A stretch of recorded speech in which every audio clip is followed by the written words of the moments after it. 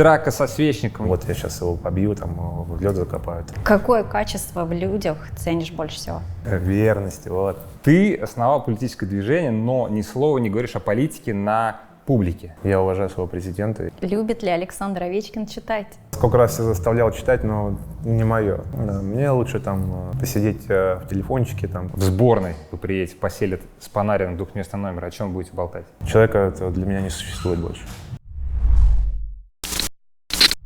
Всем привет! Павел Лысенков пока что опаздывает, волнуется, потому что у нас сегодня в гостях Александр. И вот я даже дальше не знаю, что сказать. Великий. Овечкин. Овечкин, просто Да. Овечкин. Да. Мы с тобой, наверное, не виделись так. Последний раз мы виделись перед Олимпиадой в Сочи.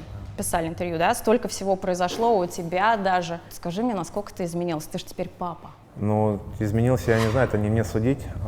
Да, папа и мама, и все счастливы, все довольны.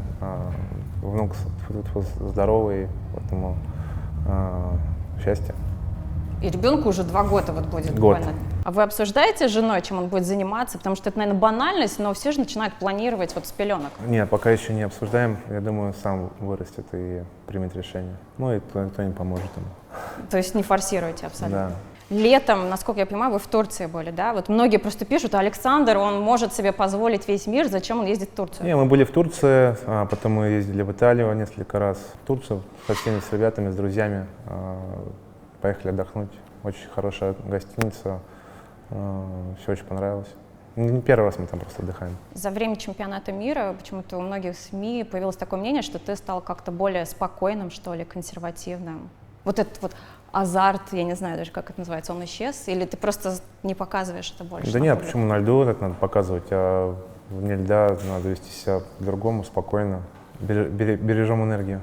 Вот, бережешь энергию. Это, получается, ты научился со временем? Ну, Какое-то конечно, осознание, конечно. мудрость? Сознание приходит, то, что тот безбашенный человек, который был вне льда, надо чуть-чуть угомониться. Ну, конечно, происходят иногда взрывы эмоций, но редко. А с Тиесто уже все, не общаетесь?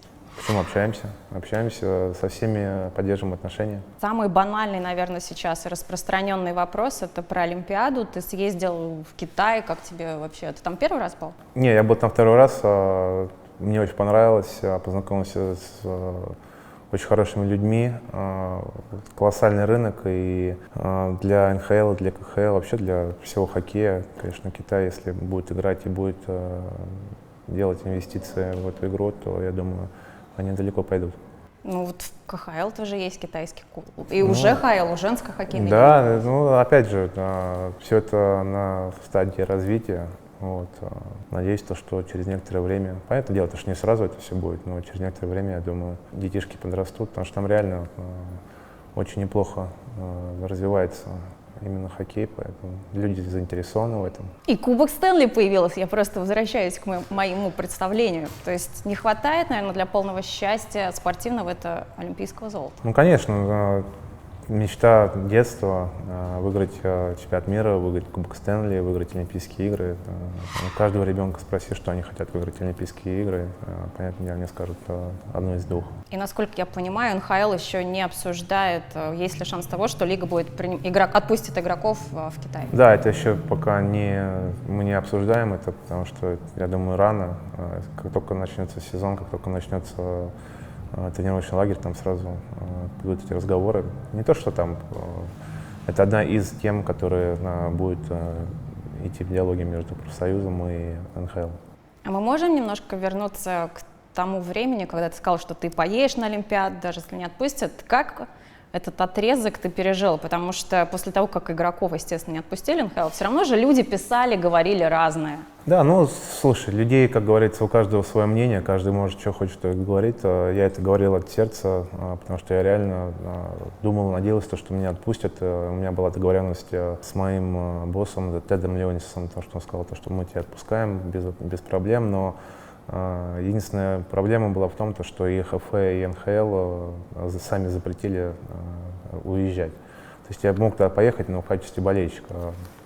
Смысл этого? Мы так болели по телевизору. А можно как-то вот сейчас что-то сделать, я не знаю, говорить с лигой, устраивать какие-то собрания о том, что вот мы, игроки, очень хотим поехать, пожалуйста, Да нет, разрешите. ну опять же, здесь, понимаешь, если ты пойдешь один, как я, в принципе, пошел, то ну, это всем как головой биться. Единственное то, что чуть-чуть так обидело и разочаровало, то, что меня, в принципе, никто не поддержал. Да? Кто-то там говорил, то, что там, да, я поеду, там, но когда дошло до дела, голову в кусты, там, голову в песок, и никто не поддерживал. Понятное дело, то, что говорили, то, что слова на ветер. Нет, слушай, мы пытались сделать все возможное, и руководство было в курсе, что я намерен поехать. Но как ты поедешь, если само тебе и ХФ, и Олимпийский комитет запретил ехать. Поэтому как бы рассуждения здесь уже надо закрывать. Будем надеяться, что все-таки найдешь поддержку, что-то изменится в этот раз. Ну, слушай, опять же, здесь не от меня зависит коллективное соглашение. Я думаю, то, что придут к какому-то общему знаменателю, и все будет. Ну, посмотрим. Опять же, у меня и контракт заканчивается как раз в это время. Будем думать, будем принимать решение. Сколько лет ты уже в Вашингтоне? 15? Получается, 15-й год, да. Не скучно? Вот столько жить на одном месте, столько играть в одной команде. Но мы не привыкли менять города и менять команды. Я в Москве родился, рос, и то же самое в Вашингтоне. Я, можно сказать, с рождения этого клуба, потому что там была перестройка, когда меня задрафтовали. Заново все началось строение команды, и я был таким, можно сказать, одним из людей, которые до сих пор находятся в этой организации. И вот когда-то тебе мэр города вручал ключ. Он Да. где сейчас этот ключ? Ключ дома находится. Но он настоящий, то есть. Ну, как? Но это не символическая церемония, тебе реально дают ключ. Он к чему подходит? Ну, какому-то, наверное, замку точно подходит. Не проверял. А еще такую сенсацию вспомню. Не знаю, почему люди так раздували. Ты ходил в Арлингтон, в моле, подстригся там какой-то маленькой Да. парикмахерской. Из этого такие: вау, опять. Сейчас ты этим занимаешься, нет? Можешь себе позволить стрижку за $8? Ну, конечно, это, слушай, для меня прическа не самое главное в жизни. Я же не футболист, правильно ведь? Поэтому около зеркала не стоим особо так. Ну это опять, знаешь, к вопросу тому, что вот ты не устал, что бы ты ни делал, ты всегда под вниманием, и его становится только больше и больше. А ты привыкаешь к этому, ты знаешь, я первое время, понятно, то, что иногда раздражает это, да, то есть на какие-то спортивные соревнования обычно ты приходишь, и все, и там ты не можешь посмотреть ни футбол, там, ни баскетбол, потому что все хотят от тебя получить или автограф, или фотографию, да, но такова моя ноша, и поэтому к этому привыкаешь и спокойно к этому относишься. А вот жена с этим как справляется? За ней ведь тоже следят. Она там в Инстаграме что-то напишет, это тоже люди вырывают из контекста, давай это раздувать. Ну, слушай, она знает, что делать, она взрослый человек, умный, и плохого для себя, тем более для нашей семьи, она никогда не сделает. Вы сейчас смотрели интервью с Александром Овечкиным. Остановитесь на секунду, у нас для вас есть очень важное сообщение. Проект «Ставка ТВ». Это не букмекерская контора. «Ставка ТВ» — это социальная платформа, которая научит вас, как делать ставки. На сайте «Ставка ТВ» вы можете, мало того, что пройти тестирование, как раз научиться, я заостряю на этом внимание, делать ставки, читать прогнозы наших экспертов, еще участвовать в разных конкурсах. Ставка.тв, по ссылке переходите туда, там очень много классных экспертов. Виктор Гусев, Александр Елагин, Дарья Миронова, если вам интересен хоккей. Даже если у вас нет денег, вы научитесь тому, как эти деньги зарабатывать. Это на самом деле бесценная кладезь знаний перед вами, по ссылке там внизу. Плюс на сайте «Ставка ТВ» много моих фотографий. Самый главный бонус.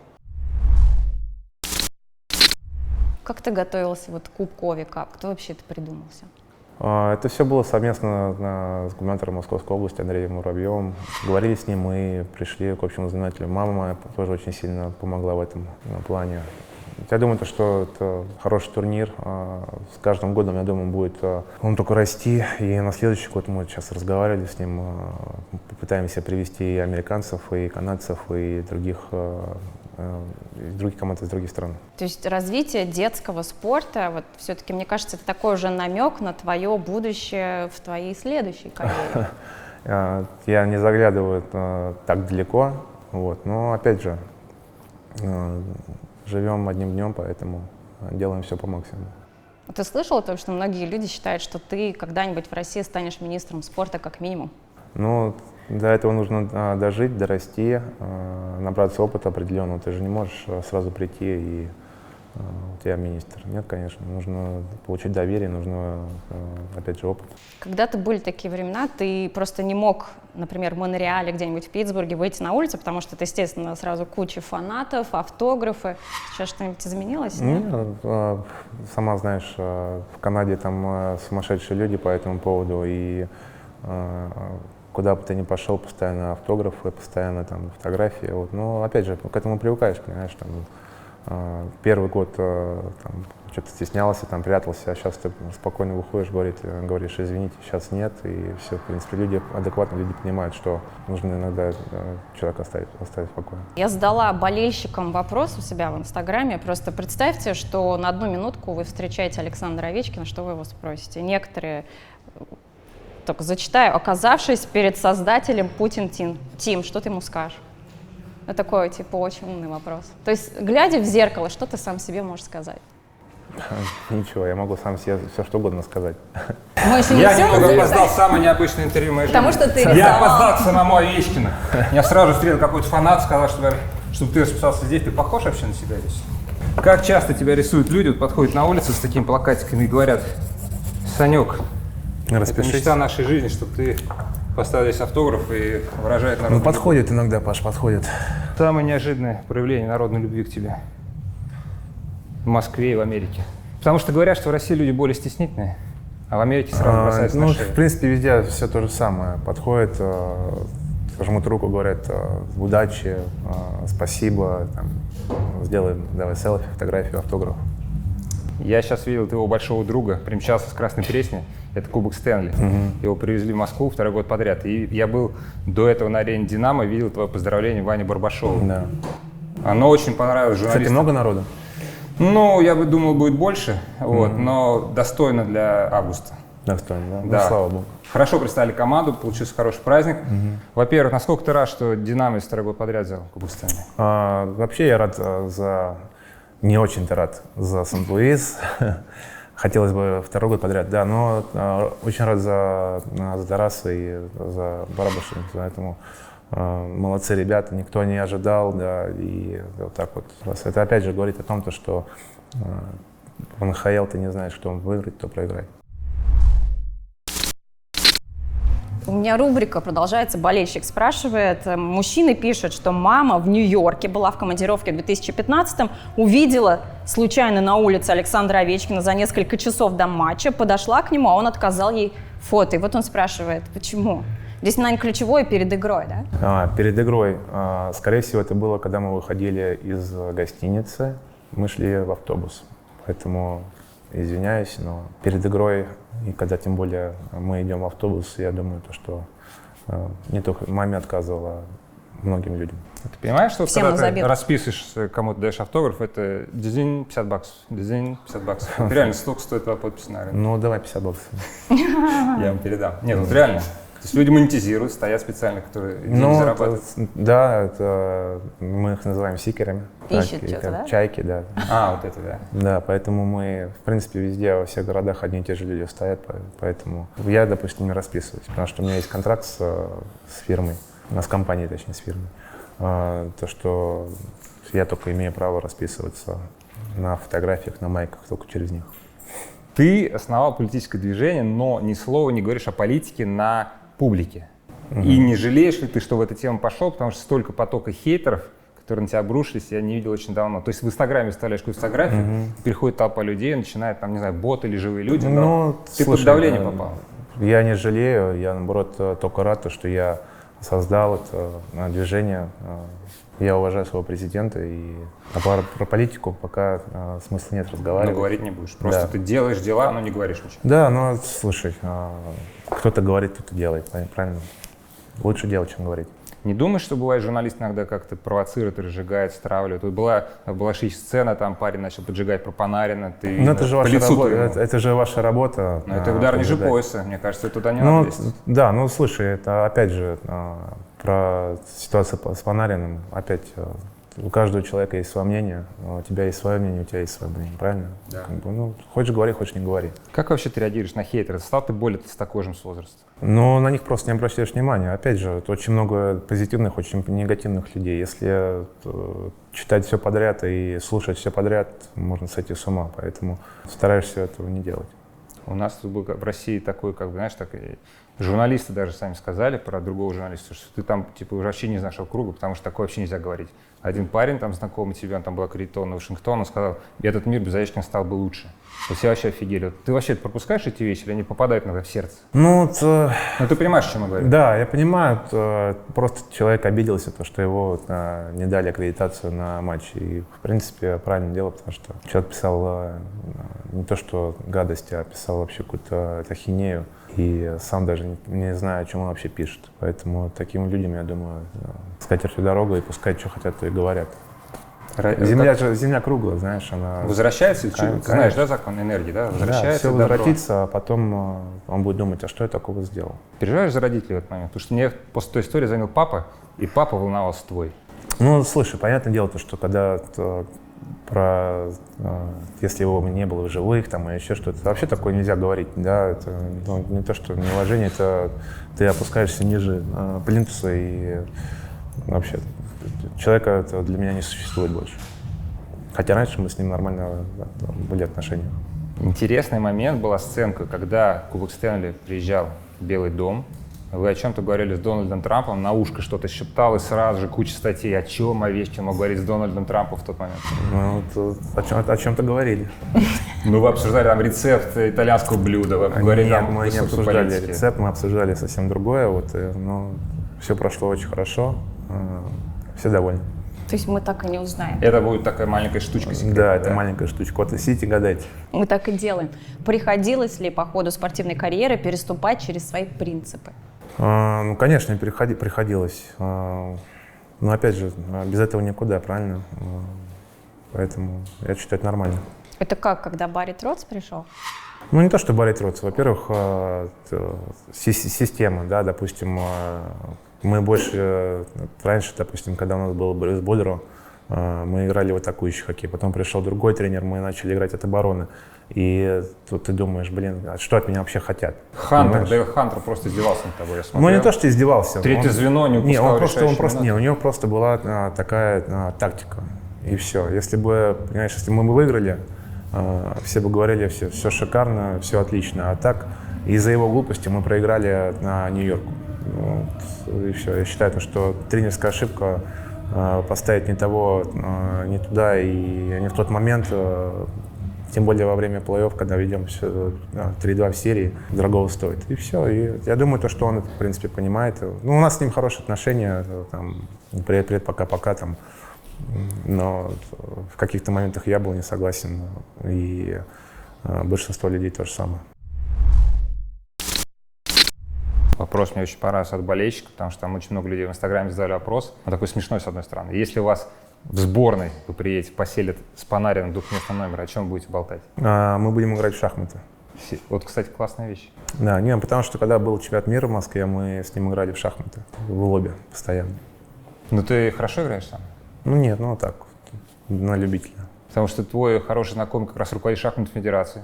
Да, То есть там эта тема затягивает. Вот наш парень играл недавно в Нью-Йорке за корону. Да. Но мне очень нравится игра. Тем более мы вот сейчас на чемпионате мира тоже играли с Малкиным в шахматы тоже. Опять же, как такая традиция, да, там, в это после ужина мы должны, да, там, играть с Вовой, там, тоже с работником с одним. Потом Малыч приходил, мы сидели, он сидел, смотрел, он начинал подсказывать, я начинал ругаться, говорю, не подсказывай, что ты здесь делаешь. Там, и вот перед фильмами не сыграли. Представляешь? Не проиграли. А может у вас в шахматы быть такие страсти, как там в этом, если не ошибаюсь, джентльмен удачи? Джентльмен Лошадью ходил, ухи, вот, доской. Доходило до того момента, да, но до этого уже почти было. Уже почти я был очень злой на Малыча. А как же классические карты, PlayStation? Нет, это только в Вашингтоне, когда мы уезжаем в поездки на долги. А в сборной все на шахматах. Сборная все на шахматы, нарды. И баскетбол. И баскетбол, да. Вот, кстати, я не Да. знаю, почему я проснулась с мыслью, с детским хоккеем все понятно, да, и вектор развития. А детский баскетбол вот не интересует? Вот точно так же начать подтаскивать и развивать? Сейчас пришел в Федерацию баскетбола Андрей Кириленко, поэтому я думаю, все будет развиваться очень хорошо. Человек очень грамотный, очень позитивный, очень профессионал своего дела. Самое главное, любит это дело, поэтому я не сомневаюсь, что все будет отлично. На одной чаше весов рекорд Грецкий, на другой шанс, не сама Олимпиада, а шанс выиграть Олимпиаду. Что ты выберешь? И то, и другое. Так не бывает. Ну, Так, допустим, будем стараться, но будем надеяться, что все будет хорошо. Нет у тебя ощущения такое с каждым сезоном, что ты идешь в гору, знаешь, так поднимаешь какой-то камень, знаешь, так. Буре говорил, что там возраст, там уже надо по-другому готовиться. Да не, ну слушай, Или ты мне сейчас будет 34, да. 34, представляешь, 34 года уже. Я не представляю. Ну, перед каждым сезоном, понимаешь, самое тяжелое для спортсменов — это предсезонка. У любого человека спроси, когда заканчивается сезон, ты понимаешь, что у тебя там будет месяц, может быть, меньше отдохнуть, и потом тебе опять надо будет вкалывать, опять бегать, штанга, там вот это самое нелюбимое, да, но без этого никуда. Поэтому, когда начинается сезон, ты знаешь облегчение, и у тебя просто рутина, ты уже знаешь, что тебе нужно делать. Ты тренера по физподготовке Пашу, кстати, в Китай даже возил. Ты там даже занимался? Да. Ну вот мы занимались там несколько раз, потому что было очень тяжело и со временем, и такой очень плотный график был. Миллионы юных болельщиков сейчас приникли к экранам, и они ждут, когда ты им объяснишь секрет своего эфирного щелчка из левого круга выбрасывания в большинстве. Вот объясни, раскрой, вот он рецепт, чтобы человек тоже повторял. Бросил, закрыл глаза и попал, не попал. Но ты не закрываешь, вот реально. Или как это? Никто не может отразить эту ракету. Никто. Ну не знаю, спасибо клюшкам. Это клюшка такая специальная? То есть там надо просто купить модель, и я тоже могу забить. Покупайте, да, клюшку от Павла Лысенкова, будете забивать. Нет, ну тут реально, ты в детстве какой тренировал? Или у тебя пришел с возраста? Ну, пришел, конечно, Паш, как ты будешь в детстве тренировать? Ты же не знал, что Ковальчук по сараю бросал, там стоял? Ну, мы тоже бросали по сараю, у нас по заборам, и играли в подъездах, это все проходили, да, но все приходит со временем, тебя поставил тренер, получилось, не получилось, все. Бывает момент, когда ты очень сильно устаешь от внимания. Не сейчас, но вообще по улицам Прямо слова сейчас. водили, это называется. Знаешь, вот, например, ты в Монреале в любом городе, ты не можешь Он выйти повторяет на улицу. мои Нет, я говорю про другое. Ну скажи вот мне место на земле, где ты расслаблен полностью, и ты... В Китае. Никто не знает. В Китае было Никто не шикарно, знает? вообще, может, что хочешь, то и делай. Не узнавали? Рай Почему? на земле, да? Почему Вообще. там рай? Ну не рай, это он сказал Да. рай. Да, давай не вытаскивай. Не, ну Но потому почему что классно? там непопулярный хоккей, понимаешь, почему там сейчас приехали туда популяризировать эту игру, потому что очень много людей, которые реально могут вырасти там в хороших игроков, это все. Я думала, когда ты спрашиваешь про физику, ты ведешь к прыжку в высоту. Бомбануло видео. Как Какая там губка, была губка высота? ты прыгнул. Да. 2.05. Какая Какая там высота? была высота? Ты знаешь, я не помню, но поставили рекорд.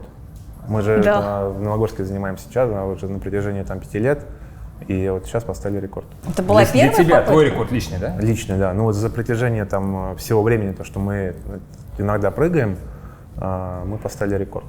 Ты можешь представить, что будешь играть в хоккей в 45 лет? Нет, 30? Ой, 40 лет. нет. В 39. Почему? Ну потому что, Нет, ну допустим, здоровье позволяет. не, если позволяет здоровье, Если позволяет? да. Если позволяет, почему не играть? Нет, потому Но- что люди говорят, что мы наелись, мы не хотим. Это неинтересно. 45 лет тебе ты все играешь. А я, говорят, до 50 бегать сейчас. Ну, слушай, Ягор — это вообще это легенда, да, если вот так называть. Опять же, здесь ты правильно сказал, если здоровье будет позволять. Если не будет позволять здоровье, зачем обманывать? Слушай, мы любим эту игру для того, чтобы не обманывать, а просто походить и получать удовольствие.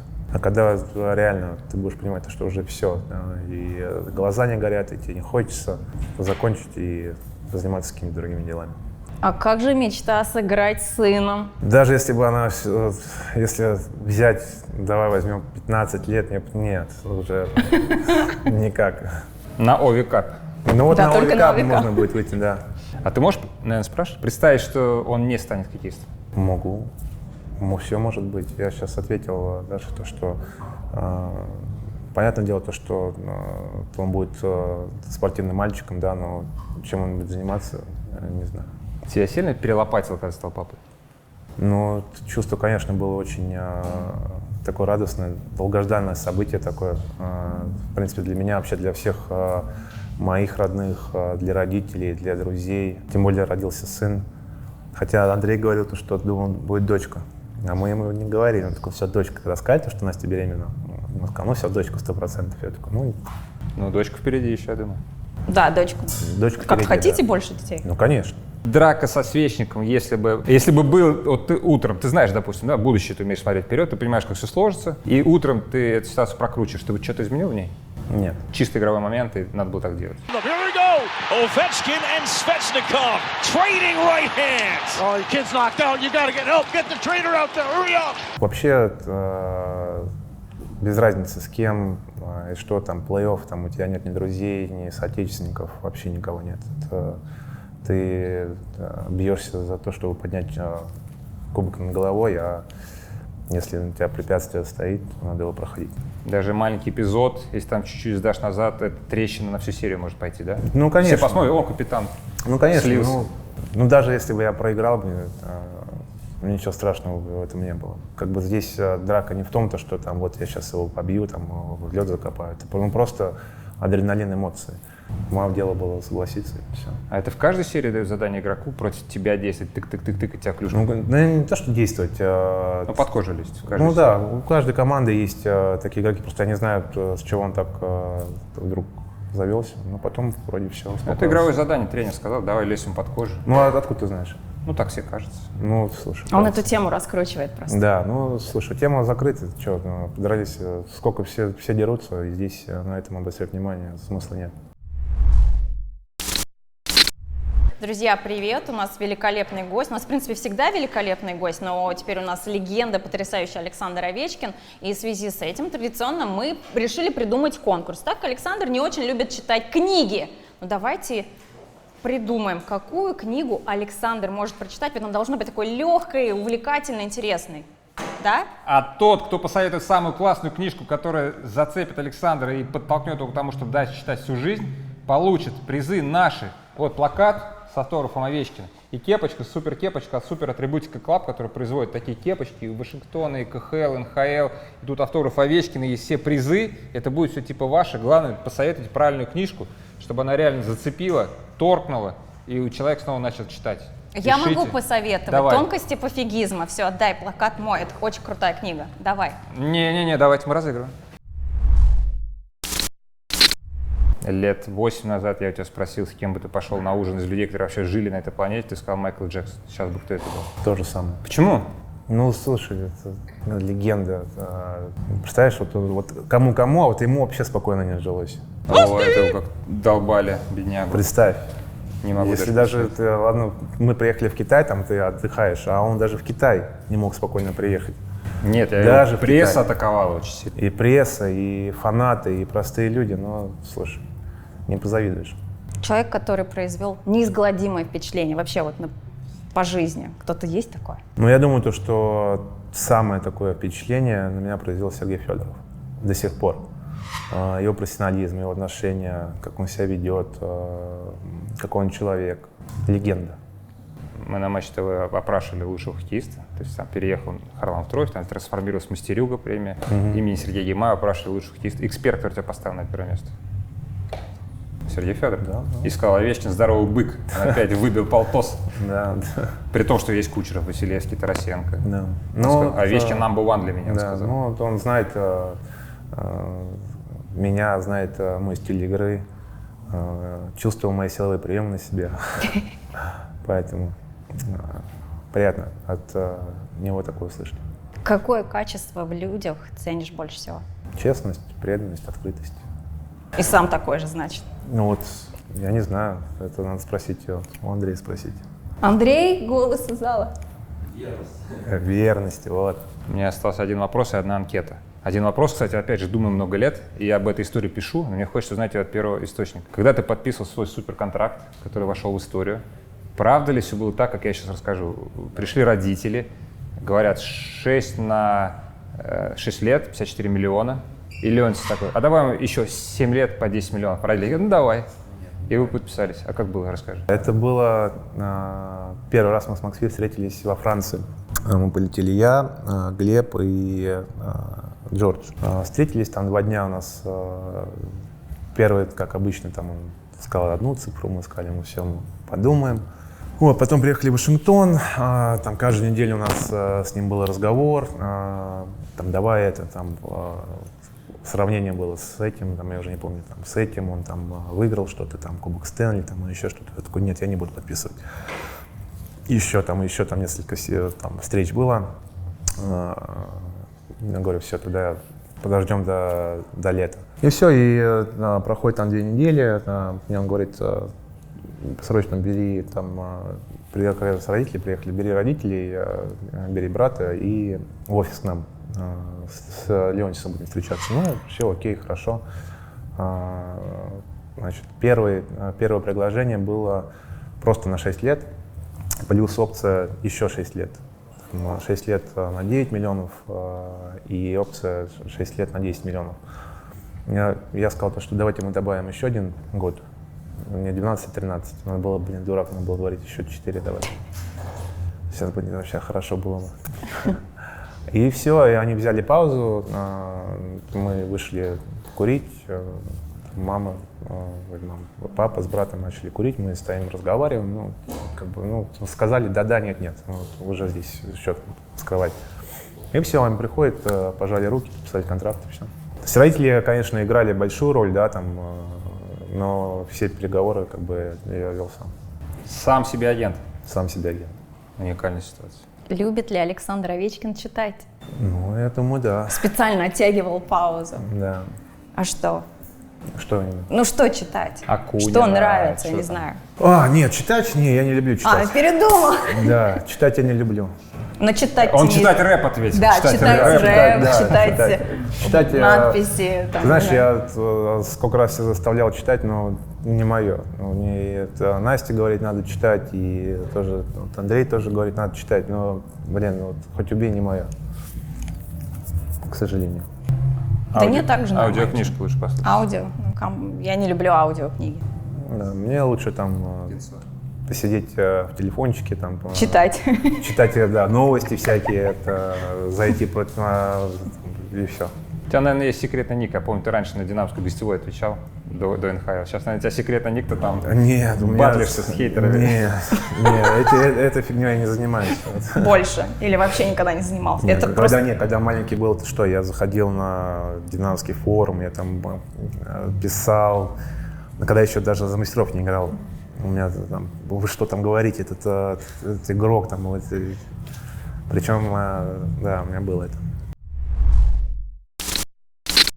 Фанатом был, фанатом есть. Напоследок анкета Марселя Пруста. Я не Познер, но я спрошу, как говорится. Давай. Ответ Блиц, и мы это заканчиваем.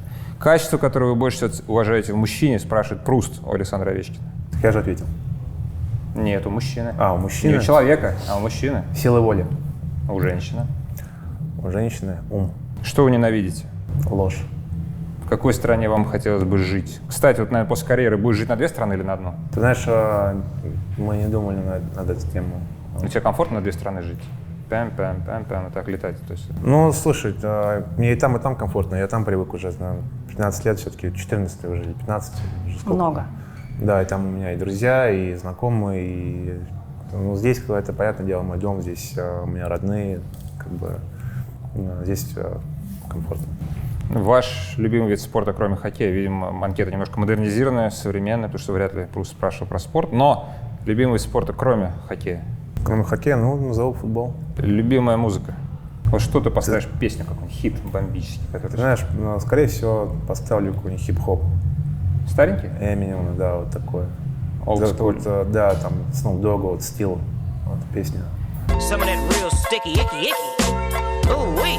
Ваши любимые имена? Все они любимые, Ваши заветные желания? чтобы все были здоровы. Ваши любимые фильмы? Просто любимый фильм, знаешь, «Бригада», например, или что? Или там какой-нибудь... Давай Какой ты фильм поставишь «Побег из вечерком? Шоушенка». О, ни с кем из актеров из этих не был знаком? К сожалению, нет. Жаль. И 3 последних анкетных вопроса. Любимые занятия? Ну, это, конечно, было много на эту тему вопросов. Ну, допустим, вот сейчас бы ты вечером пришел, сегодня вечером любимые занятия. На что бы У ты нас потратил вечерок? сегодня и завтра грандиозные планы, поэтому я жду не дождусь, когда все закончится, и мы спокойно будем отдыхать, потому что я сделал себе 2 дня выходных, И как они пройдут теоретически? Нигде, чтобы фанаты не набежали, а опиши этот идеальный день. Идеальный день. Просто сесть с близкими, с друзьями, с женой и сидеть отдыхать.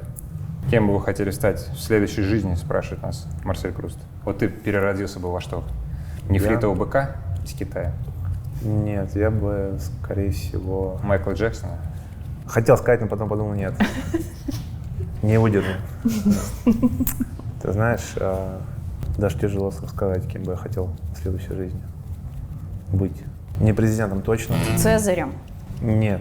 Салатом? Каким Цезарем? Салатом, да, Цезарь. Ну, я не знаю, Сейчас скажу Римская Калифорния, империя. Ром, Калифорния. Нет, тяжело ответить. Я понял. Я уточню про Майкла Джексона. Все-таки ты лунную походку в детстве тренировал? Нет. Так, и последний вопрос. Что бы вы делали, узнав о конце света? Вот у нас осталось 5 минут до конца света. С чем будем делать? Ты знаешь, мы...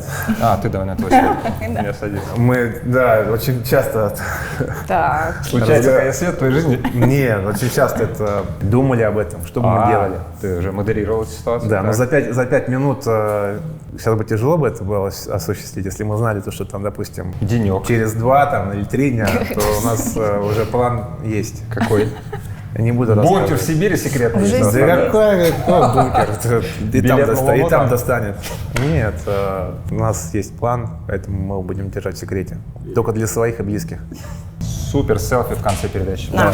Да, Саша, Пожалуйста, сделай. Ты сделай сиди, хорошее ты сиди. Мы селфи. к тебе подойдем. Да? Ты нас Давай. сделай, а мы Хороший, рядом встанем с хороший. боков. Давай. Тройка мечты.